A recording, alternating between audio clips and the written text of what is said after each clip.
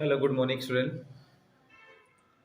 आज आप द्रव्य के तापीय गुण के इस चैप्टर में एक नए टॉपिक के बारे में जानने जा रहे हैं। ये टॉपिक आपका Cp minus Cv is equal to R, इसके निगमन के बारे में आपको जानना है। Cp minus Cv is equal to R, जिसे आप कहते हो मेयर का सूत्र, मेयर्स फार्मूला भी आप कहते हो।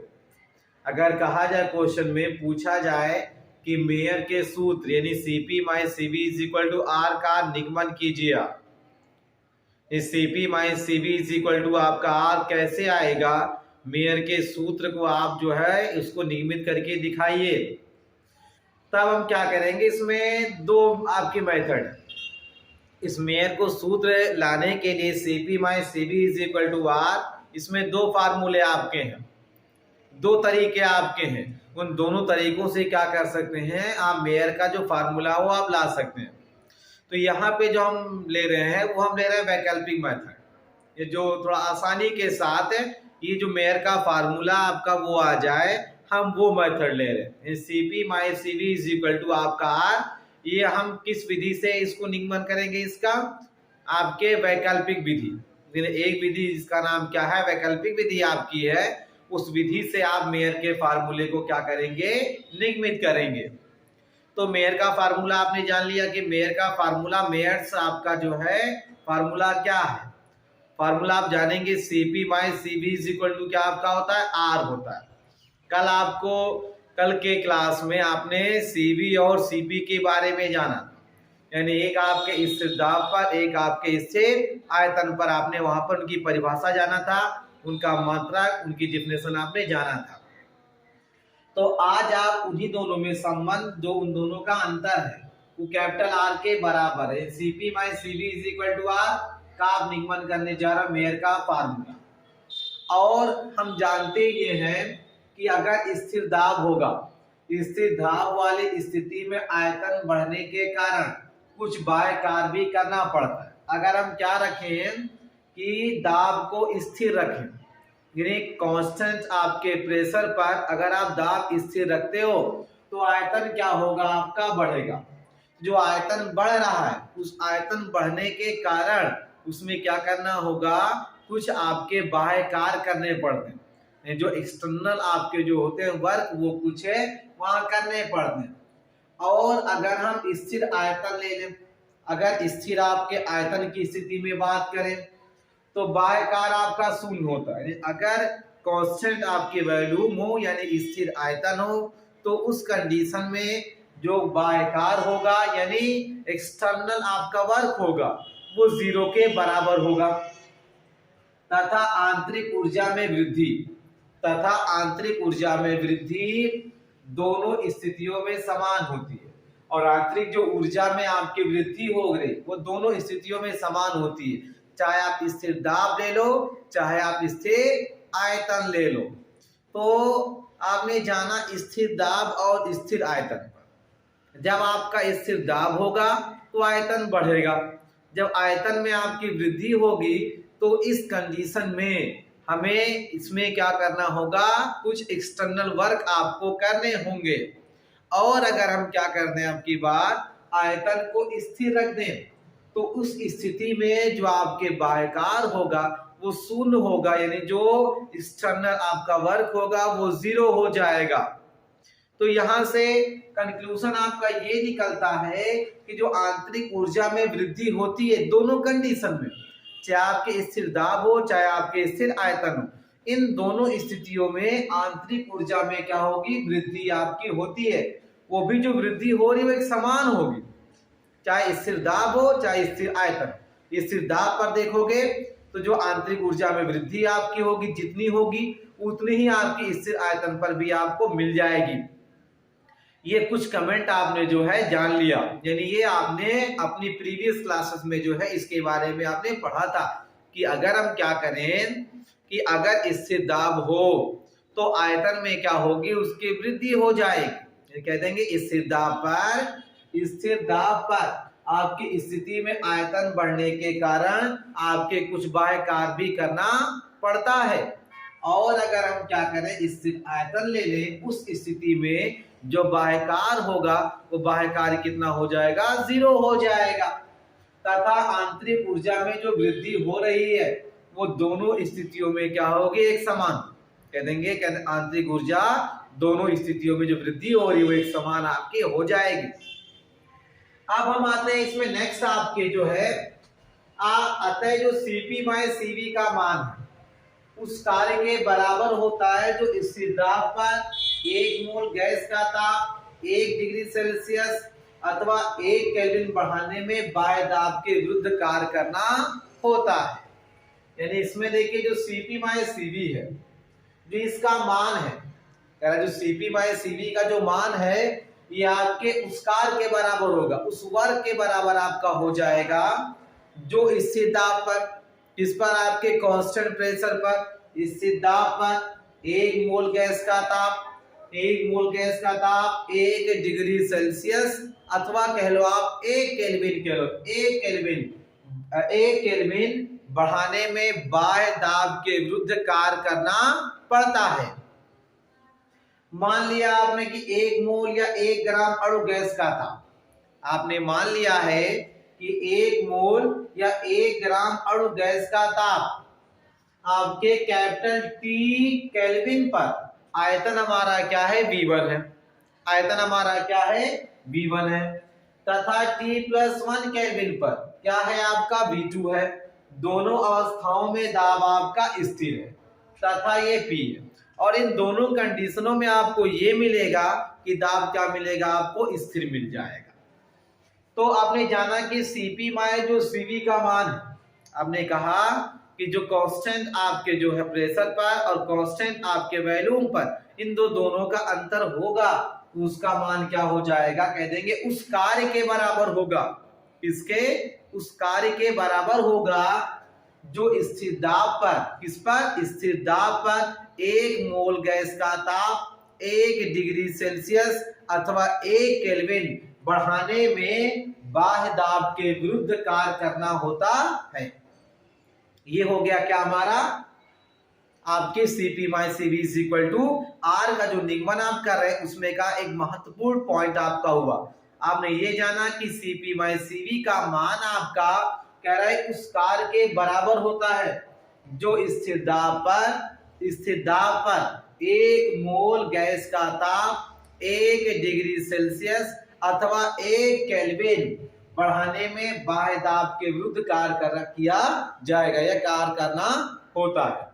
मान लो आप, हमने मान ये लिया कि 1 मोल या 1 ग्राम अणु कहिएगा, ठीक है, चाहे 1 मोल कहिएगा चाहे 1 ग्राम अणु कहिएगा, गैस का ताप, जो गैस यानी 1 ग्राम जो अणु गैस आपकी 1 मोल कहो या 1 ग्राम अणु कहो, उन गैस का जो ताप है वो आपके T केल्विन पर, टेम्परेचर में T लिया है, T केल्विन पर आयतन क्या है, V1, यानी 1 मोल गैस का ताप, 1 मोल गैस या 1 ग्राम अणु कहना, गैस का जो ताप है वो T केल्विन पर आपका क्या हो जाएगा, आयतन V1 है, तथा T+1 K पर हमारा क्या है, V2 है, क्या है, V2 है। दोनों अवस्थाओं में दाब आपका स्थिर है, दोनों सिचुएशन में आपको ये मिलेगा कि जो दाब हमारा है क्या है, वो स्थिर है। अब तथा ये हमने P ले लिया, चूंकि हम जानते हैं क्या, बाह्य कार्य बराबर होता है दाब गुणे आयतन में परिवर्तन होगा। ये फार्मूला हमारा कि जो आपके एक्सटर्नल आपके वर्क किए जाएंगे, बाह्य कार्य किए जाएंगे, वो बाह्य कार्य किसके बराबर हो जाएगा, दाब गुणे आयतन में परिवर्तन हो जाएगा। अब इसमें आप जो देख रहे हो कि बाह्य कार्य बराबर दाब गुणे आयतन में परिवर्तन, तो यहाँ पे आप लिख क्या सकते हो, इसलिए जो बाह्य कार्य हमारा है वो किसके बराबर होता है, Cp माइनस Cv के बराबर होगा, यानी Cp minus Cv is equal to हो जाएगा बराबर दाब है। तो दाब को आप जानते किससे रिप्रेजेंट करते हैं, P से करते हो आप, तो P का लेना गुणे करके आयतन में परिवर्तन, इंटू लग गया, आयतन में परिवर्तन। तो तो आयतन में परिवर्तन के लिए आप क्या कर लेना, आयतन में परिवर्तन के लिए आप जानते ये हो कि आप घटा लेंगे V2 माइनस क्या हो जाएगा, V1 हो जाएगा, V2 माइनस V1। इसको समीकरण नंबर क्या ले लीजिएगा, 1 ले लीजिएगा। क्या ले लीजिएगा, 1 ले लीजिएगा। यानी Cp minus Cv is equal to हो जा रहा है P इंटू V2 माइनस आपका V1 है। इसको समीकरण नंबर आप 1 ले लीजिए। अब इसी को क्या करिए, अब इसकी जो तुलना कर लेंगे हम PV is equal to RT से करेंगे। PV इज इक्वल टू किससे कर लेंगे, RT से कर लेना। ये मेयर के फार्मूले के यानी Cp minus Cv is equal to R का निगमन हो रहा है। Cp minus Cv is equal to R। तो आपने यहाँ पे निकाल लिया है कि Cp minus Cv is equal to क्या होता है हमारा P इंटू V2 माइनस क्या होता है आपका V1। किस फार्मूले से आपने निकाला कि बाह्यकार बराबर आप जानते हो क्या होता है फार्मूला, दाब गुणे क्या होता है आयतन में परिवर्तन के बराबर होता है। तो बाह्यकार को रिप्रेजेंट किससे करेंगे, Cp माइनस Cv से करेंगे इज इक्वल टू बाह्य दाब को P से कर लेंगे, गुणे करके जो आयतन में परिवर्तन हो रहा है उसे किससे रिप्रेजेंट कर देंगे, V2 माइनस V1 से आप कर लेना। अब आएंगे गैस समीकरण से, क्योंकि हम जानते क्या हैं जो गैस समीकरण हमारा है, गैस समीकरण से फार्मूला आप जानते हो PV इज इक्वल टू क्या होता है RT। जो गैस समीकरण हमारा है उसका फार्मूला क्या है, PV इज इक्वल टू क्या होता है RT होता है। तो PV इज इक्वल टू आप RT से आ जाओ। पहले आपने जाना बाह्यकार बराबर क्या होता है, दाब गुणे ताप में परिवर्तन होता है।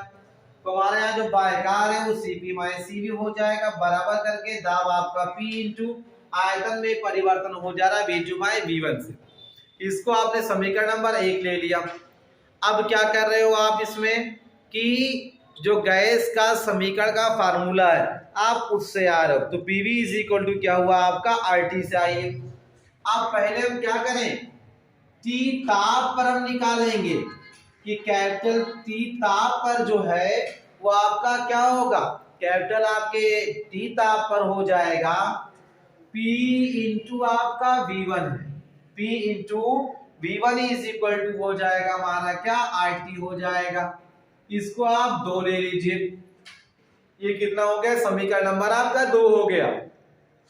देखिए इसमें गैस समीकरण जो हमारा था PV is equal to RT था, उससे अगर आप आओगे तो कैपिटल T ताप की बात करोगे तो इसका दाब, इसका आयतन आपने माना था V1 था, और तो जब उसका आयतन आपका V1 था तो वहां दाब क्या स्थिर है, आपका दाब में कोई परिवर्तन तो हो नहीं रहा है। तो ये हो जाएगा P into V1 is equal to RT। समीकरण नंबर कितना हो गया आपका, ये 2 हो गया। अब हम क्या करें, T+1 ताप पर कैपिटल T प्लस आपका हो जाएगा 1। अगर हम ताप की बात करें तो इस पर आपका फार्मूला क्या हो जाएगा, कह देंगे आप P इंटू यहां पर इसका आयतन लिया गया क्या V2 लिया गया है, तो हो जाएगा P into V2 is equal to का लेना कैपिटल R रहेगा और जो टेम्परेचर T था उसमें +1 हो जाएगा, यानी P into V2 is equal to RT plus आपका हो जाएगा 1। ये हो जाएगा समीकरण नंबर 3। कितना बन गया, समीकरण नंबर आपका 3 बन गया। जब समीकरण नंबर आपका 3 बन गया तो समीकरण 3 से समीकरण 1 को आप माइनस कर लीजिए। लिखा आपने समीकरण नंबर 3 से समीकरण नंबर 2 को क्या करने पर, घटाने पर यानी माइनस करने पर। तो हम माइनस कर लेते हैं इसमें। जब माइनस आप करोगे तो मिलेगा हमें क्या, P इंटू मिलेगा V2 माइनस V1, क्योंकि जब इसमें से इसमें माइनस करो तो यहाँ पे हो क्या जाएगा, यानी ये PV2 माइनस LHS में से LHS माइनस कर लेंगे इज इक्वल टू ये आपका R है T प्लस 1 है, इसमें से माइनस हो जाएगा RT हो जाएगा। देख रहे हैं आपकी बढ़ गई इसमें। अब हम क्या करें, अब इसी में हम आगे की ओर चलते हैं। इसी को थोड़ा सा एक लाइन आपके और सॉल्व करना पड़ेगा आपको। तो PV इसमें हो जाएगा आपका P कॉमन, तो मिलेगा V2 minus V1 is equal to R आपका इंटू में है तो ये मिल जाएगा RT plus R minus RT था ही आपके, तो प्लस RT माइनस RT आपका कट जाएगा। ये बचा हमारा P V2 minus V1 is equal to मिल गया हमें कितना R मिल गया। अब ये हमें मिल गया इतना। अब इतना मिलने के बाद क्या करें, अब ये जो समीकरण नंबर आपने एक निकाला, समीकरण नंबर आपने एक निकाला था Cp minus Cv is equal to P into V2 minus V1 था, तो ये वाला मान हम वहां रख सकते हैं ना, तो ये मान समीकरण नंबर एक में रख लेंगे, लिख देंगे यह मान कहाँ रखने पर, समीकरण नंबर एक में रखने पर। जब समीकरण नंबर एक में आप रखोगे इसे तो ये मिल जाएगा हमें क्या, समीकरण नंबर एक था हमारा क्या बताओ, Cp minus Cv is equal to, formula हमारा था P इंटू आपका V2 माइनस क्या था V1 था, तो ये Cp माइनस Cv आप रहने दो, जो ये P V2 minus V1 is equal to R है, तो यहाँ पे हम क्या रख दें, R रख दें, क्या रख दें, R रख दें। ये हमने क्या कर दिया, इसका निगमन कर दिया, यही आपके मेयर का फार्मूला है, मेयर का सूत्र है। तो हमने ये जो दो मेथड आपके थे मेयर के फार्मूले को, मेयर का जो सूत्र था उसको लाने के लिए, तो हमने विधि मेथड इस्तेमाल किया है किसकी, आपके वैकल्पिक विधि की, क्योंकि जो पहली मेथड है थोड़ा सी लॉन्ग आपके पड़ जा रही, तो हमने दूसरे मेथड से इसको निकाल लिया है। तो एक बार फिर से आप देख लीजिए, आप अभी तक नीचे तक के समीकरण नंबर एक तक आपने निकाला, समीकरण नंबर एक हमारा था Cp minus Cv is equal to V2 minus V1 into आपका R है, ये आपका था।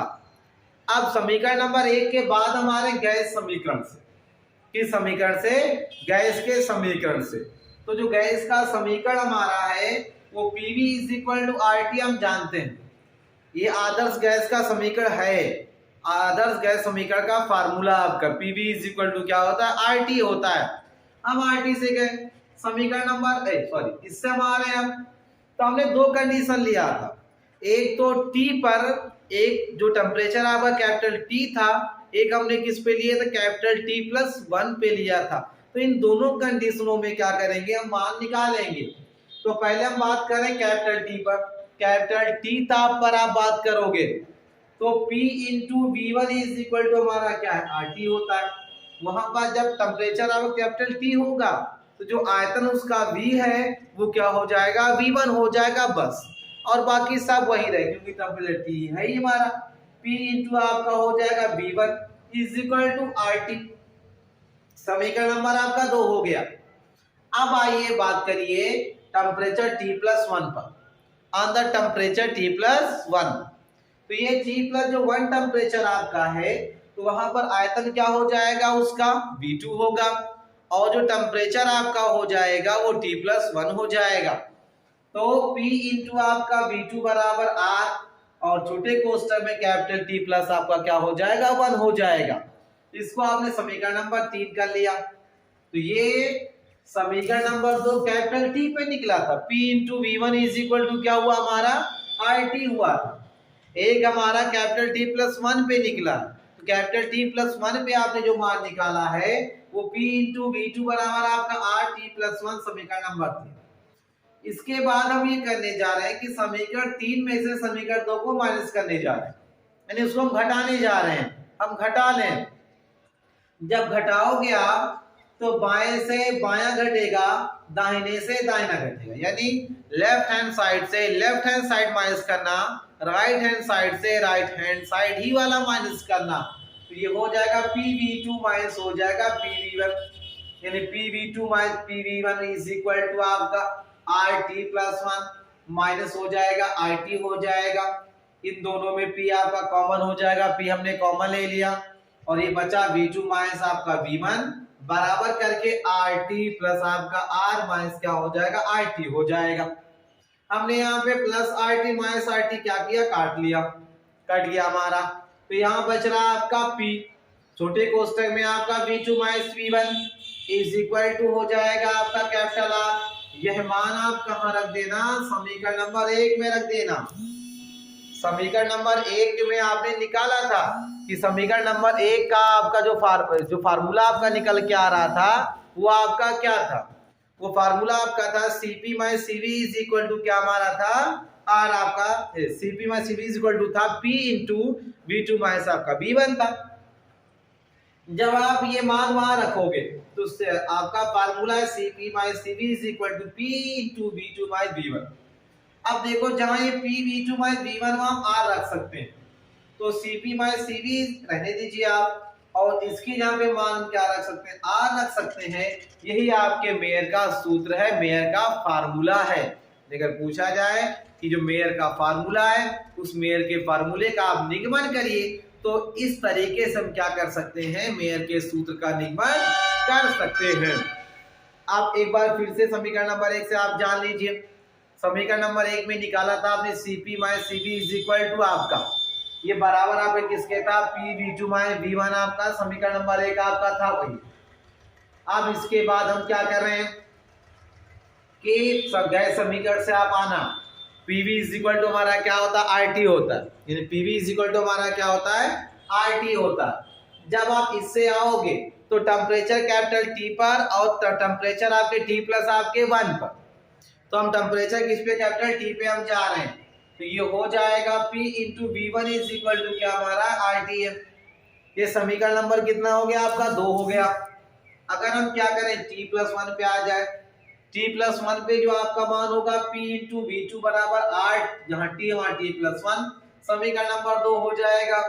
समीकरण 3 से अब की बार 2 को घटा लेना, जब घटाओगे तो PV2 माइनस PV1 बराबर RT प्लस 1 माइनस आपका RT होना, P आपने कॉमन ले लिया, V2 minus V1 is equal to RT plus R minus RT, plus RT minus RT आपका माइनस हो जाएगा, तो यहाँ पे P V2 minus V1 is equal to R। अब ये मान आप कहाँ रखोगे, समीकरण नंबर 1 में रख लेना। जब समीकरण नंबर 1 में आप रखोगे तो समीकरण नंबर 1 का फार्मूला है Cp minus Cv is equal to P into V2 minus V1, तो Cp minus Cv is equal to ये जहां आपका है वहां पे हो जाएगा आपका R। यही मेयर का फार्मूला है, यही मेयर का सूत्र है। तो आज की क्लास में आपने मेयर के सूत्र का निगमन कर लिया। अब इसके बाद की क्लासों में कुछ नए टॉपिक के साथ फिर आपसे मुलाकात होगी। आज की क्लास में इतना ही।